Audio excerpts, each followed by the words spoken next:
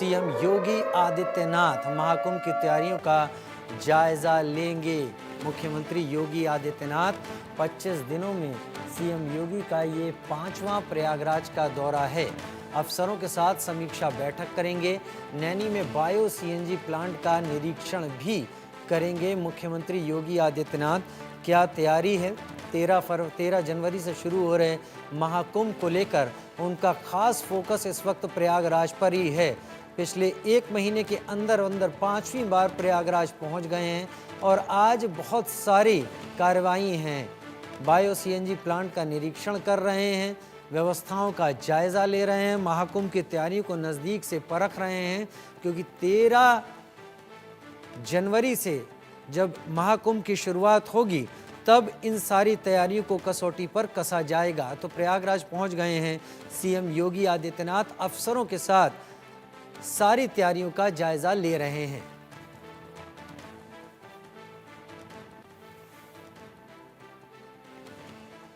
नैनी में bio CNG plant का निरीक्षण किया उन्होंने। प्रयागराज पहुंच गए हैं सीएम योगी आदित्यनाथ। पिछले 1 महीने में 5वीं बार उन्होंने प्रयागराज का दौरा किया और जाहिर सी बात है 25 दिनों के अंदर अगर 5वीं बार प्रयागराज दौरा है तो उनके दिमाग में महाकुंभ के आयोजन की सफलता को लेकर सारी बातें घूम रही होंगी। लिहाजा वो अधिकारियों के नज़दीक रहकर इन सारी तैयारियों की प्रगति और इसकी आख्या ज़रूर लेना चाहेंगे। ये समझना चाहेंगे कहाँ क्या कमी रह गई है, क्योंकि अब कुल मिलाकर 12 दिन ही बचे हैं, यानी 2 हफ्ते से भी कम का समय बचा है। उसके बाद महाकुंभ की शुरुआत हो जाएगी। तो मुख्यमंत्री योगी आदित्यनाथ की तस्वीरें आप देख रहे हैं। बायो सीएनजी प्लांट का उद्घाटन, बायो सीएनजी प्लांट की समीक्षा इस वक्त कर रहे हैं, जिसका निरीक्षण उन्होंने किया, किस स्थिति में है, क्या कर सकता है, कितनी उसकी कैपेसिटी है, इससे कितना बड़ा लाभ होगा। मेरी संवाददाता वर्षा शाही कुछ देर में मेरे साथ जुड़ जाएंगी, तो वो बताएंगी विस्तार से इन सब के बारे में, महाकुंभ की तैयारियों के बारे में, मुख्यमंत्री के दौरे के बारे में।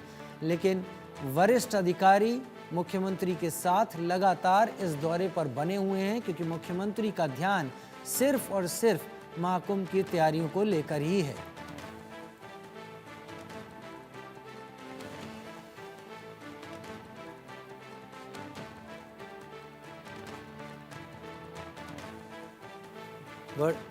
वर्षा शाही मेरी सहयोगी मेरे साथ लाइव ज्यादा जानकारी के साथ प्रयागराज से इस वक्त जुड़ गई हैं। वर्षा, आज मुख्यमंत्री पहुंचे हैं, क्या क्या उनका कार्यक्रम है, क्या तैयारियां हैं वहां प्रयागराज में? सबकी नजरें प्रयागराज पर ही हैं, तो पूरा समय लीजिए और बताइए आज के बारे में विस्तार से। देखिए, मुख्यमंत्री योगी आदित्यनाथ आज 5वीं बार प्रयागराज का दौरा कर रहे हैं, जिसमें वो सबसे पहले बायो प्लांट देखने गए, जहां पर जो सारी तैयारियां हैं वो की जा रही है। उसके साथ साथ अब मुख्यमंत्री योगी आदित्यनाथ अखाड़ों की तरफ से गुजरेंगे और यहां देखेंगे कि किस तरीके से अखाड़ों का विस्तार किया गया है। संगम नोस पर जाएंगे और देखेंगे कि त्रिवेणी संगम में जो आने वाले श्रद्धालु हैं जो स्नान करेंगे तो उनके लिए क्या इंतजाम किए गए हैं, बोट के इंतजाम कैसे हैं, सुरक्षा व्यवस्था के इंतजाम कैसे है। और उसके साथ साथ आज अधिकारियों से भी बातचीत करेंगे कि जो उनको डेडलाइन दी गई थी वो डेडलाइन पूर्ण हुई या नहीं, और जो समय सीमा के तहत उनको जो सारे कार्य करने थे वो पूर्ण हुआ कि नहीं, और जिस तरीके से महाकुंभ की जो भव्य तैयारी है उसका समायोजन कैसे किया जा रहा है, किस तरीके से सुरक्षा व्यवस्था से लेकर एक एक इंतजाम हो रहे हैं यहाँ पर। देखिए, महाकुंभ को लेकर कई धमकियां आई और धमकियां आने के बाद लगातार सूबे में हलचल मची रही। सुरक्षा व्यवस्था इंतजाम और भी तगड़े कर दिए गए। लगातार एडीजी लॉ एंड ऑर्डर पहुंचे, इसके साथ साथ एनएसजी कमांडो लगातार दौड़ लगाने लगे पूरे महाकुंभ शहर के।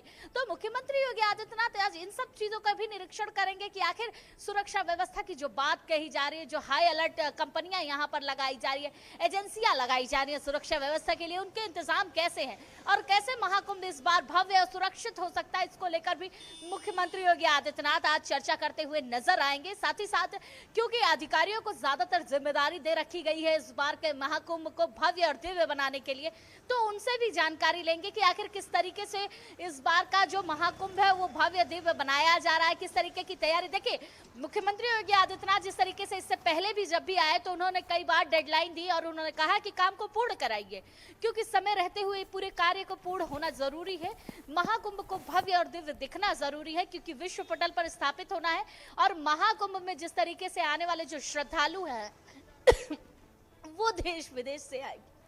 चलिए आप पानी पी लें। आप कुछ पानी जैसी कोई चीज़, तरल पदार्थ ले लें। मैं अपने दर्शकों को बता देता हूं कि 25 दिनों में सीएम योगी आदित्यनाथ का ये 5वां दौरा है प्रयागराज का, और 5वें दौरे में हमारी संवाददाता वर्षा शाही वहां पर लगातार मौजूद हैं।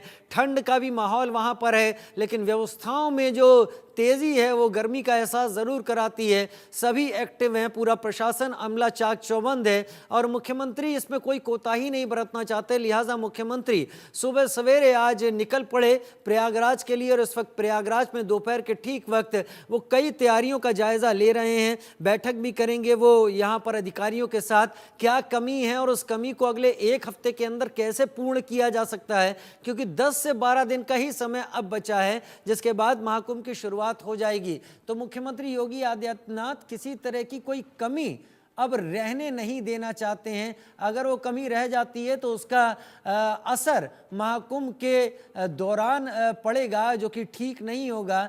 लिहाजा मुख्यमंत्री यहाँ पर इस वक्त पहुंचे हुए हैं। वर्षा शाही मेरे साथ इस वक्त लगातार जुड़ी हुई हैं।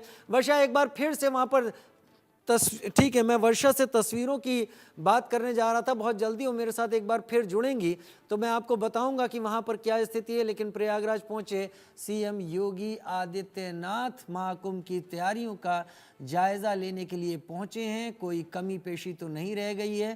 थोड़ी देर में ही महाकुंभ की तैयारियों का जायज़ा लेने के लिए वो निकल जाएंगे, क्योंकि उन्होंने बायो सीएनजी प्लांट का निरीक्षण कर लिया है।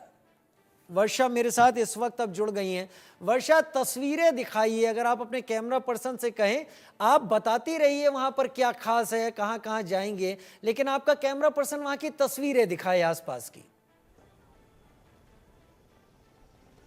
देखिए, बिल्कुल आपको अगर तस्वीरों के माध्यम से हम दिखाएं तो इस समय, क्योंकि हम अखाड़ों के एरिया में खड़े हैं और अखाड़ों में देखिए ये आवाहन अखाड़ा, आप देखिए कि किस तरीके से आवाहन अखाड़े का विस्तार हो चुका है। 3 अखाड़े इस समय प्रवेश कर चुके हैं इस पूरे महाकुंभ में, जिसमें से आवाहन अखाड़ा, दूसरा आपको अग्नि अखाड़ा दिख रहा होगा और तीसरा जूना अखाड़ा। ये 3 अखाड़े अब छाव में प्रवेश कर चुके हैं। यहाँ के जो साधु संत है यहाँ रहना शुरू कर चुके हैं। उनकी दिनचर्या देखिए कि जो साधु, नागा साधु सन्यासी जो आपको वैसे सामान्य दिनों में नहीं दिखते होंगे, वो नागा साधु सन्यासी इस समय यहाँ पर धूनी जमाए हुए बैठे हुए हैं। वो धूनी पर बैठे हुए, धूनी पर विराजमान है और धूनी पर ही पूरी जो प्रक्रिया है वो चल रही है। और यहाँ पर जिस तरीके से जो पूरी प्रक्रिया कह सकते हैं महाकुंभ की, वो पूरी तैयारी कर ली गई है। अब स्नान का इंतजार है इन तीनों अखाड़ों को, लेकिन उसके साथ साथ 10 अखाड़े अभी और हैं जो प्रवेश करना चाह रहे हैं और प्रवेश की तैयारी कर रहे हैं।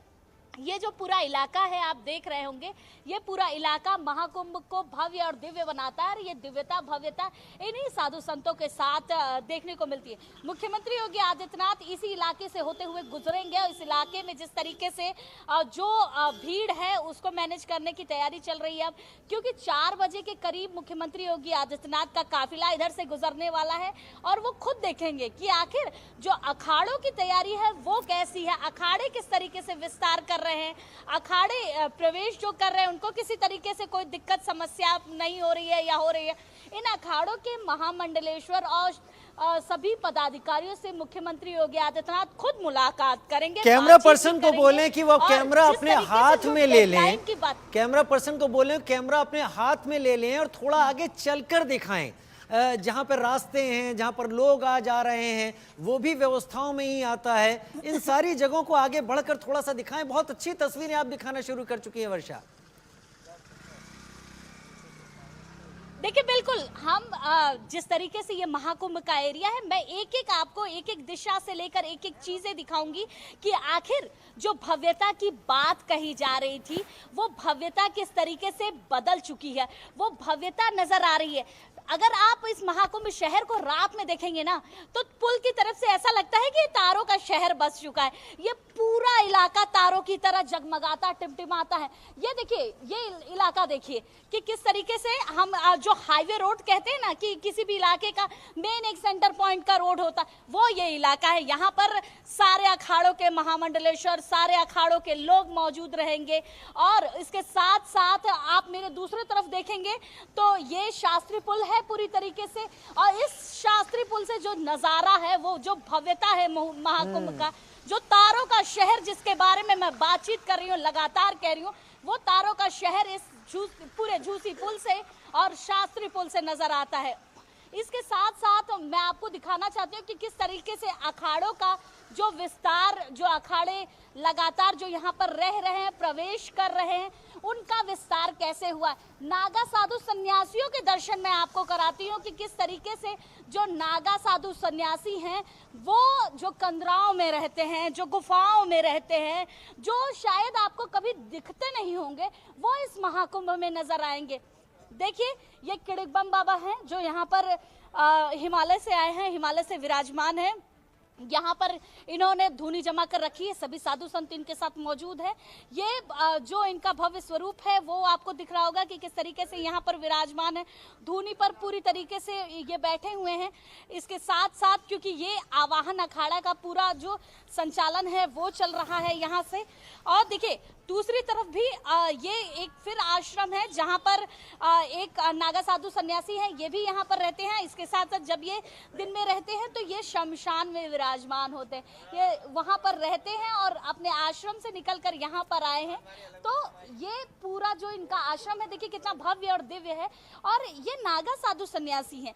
नागा साधु सन्यासी अक्सर ये महाकुंभ कुंभ में ही नजर आते हैं। ये इसी समय आते हैं और इसी समय आने के बाद ये कब विलुप्त हो जाते हैं ये पता नहीं चलता। विलुप्त होना इनका काफी ऐसा अद्भुत होता है कि कहते हैं कि काशी जब तीनों स्नान के बाद ये जाते हैं तो काशी में एक मंदिर है शिव जी का, जिसके अंदर ये विलुप्त होते हैं। और आते तो हर किसी ने देखा है, लेकिन जाते कभी किसी ने नहीं देखा है कि आखिर उस मंदिर से कभी कोई नागा साधु सन्यासी निकलता है, ये किसी ने नहीं देखा। इसके साथ साथ आपको मैं दिखाती हूँ कि किस तरीके से इस बार का जो महाकुंभ है कितना दिव्य, कितना भव्य है।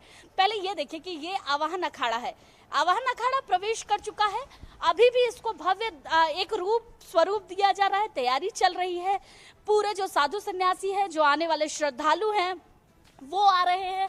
वो लोग यहाँ पर लगातार दर्शन करने के लिए, साधु संतों से मिलने के लिए वो प्रवेश करते हुए यहाँ पर जो पूजा पाठ की प्रक्रिया है वो करते हैं।